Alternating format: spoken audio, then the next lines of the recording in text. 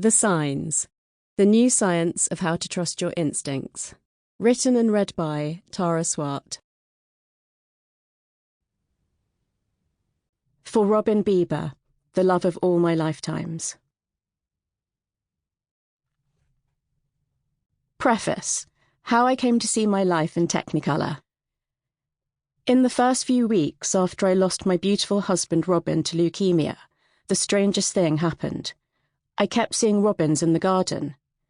I had heard various stories in which people said that lost loved ones sometimes appeared soon after their deaths in the form of various birds, and there is even a saying, robins appear when loved ones are near, but I still thought it was strange. I'd never seen robins in the garden so often, yet, for a few weeks, every time I went to the French windows, a robin appeared. Then one day, they stopped, and I never saw them so frequently again.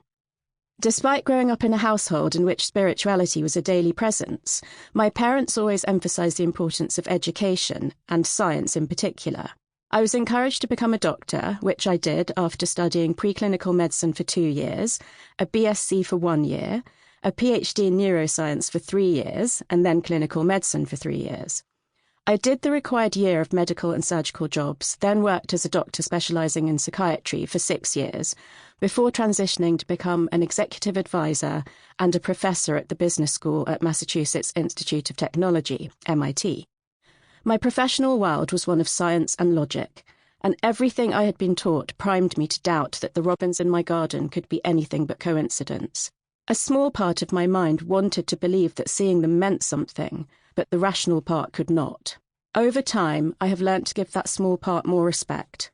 This book is informed by the journey I took, from dismissing the things I couldn't explain, to accepting and even embracing them, allowing the signs I noticed to show me a way forward. I felt terribly lost and was desperately searching for answers when Robin died. It was 4 excruciating months from diagnosis to death. Despite my resilience and knowledge of neuroscience and psychology, I was not equipped to deal with the level of devastation when he actually passed away.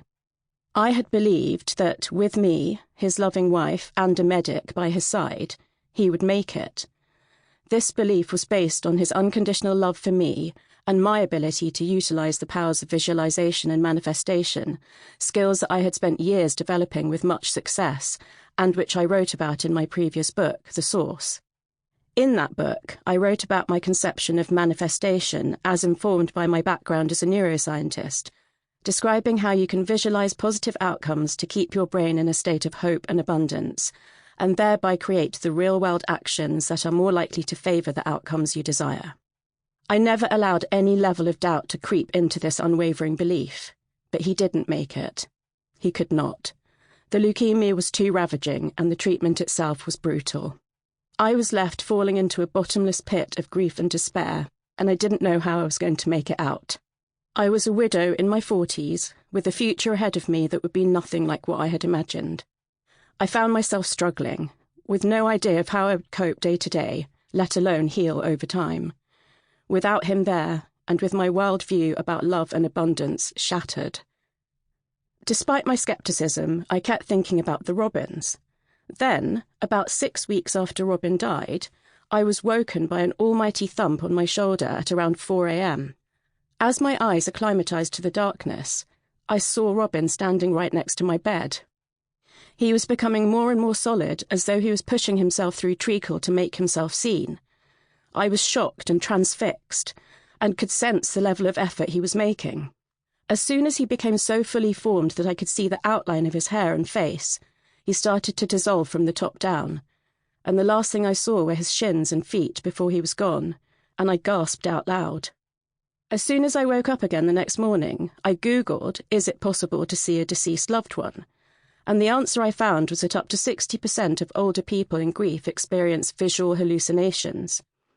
I remember thinking how sad it was that something that felt so profound was dismissed as being a hallucination, rather than discussing whether it was actually possible or not. I knew that I was fully awake and not dreaming, and despite what my years of medical training and scientific thinking had taught me to believe, I was very sure of what I had seen. I started speaking to more people about what had happened, and heard many similar stories in return. And when I Googled the same thing again during the writing of this Sample complete. Ready to continue?